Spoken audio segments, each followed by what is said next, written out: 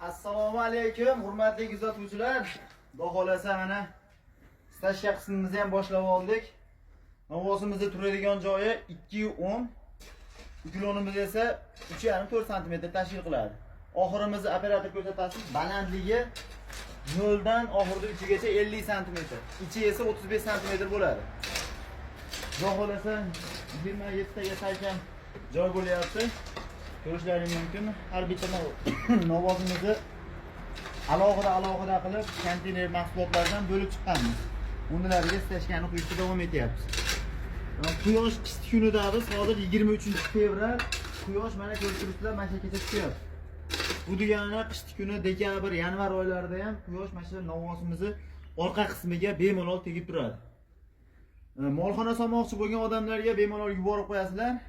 Ideya foydali bo'lgan bo'lsa, biz xursand bo'lamiz. Kanalimizga obuna bo'lib, like mixlab ketinglar. Hammaga rahmat.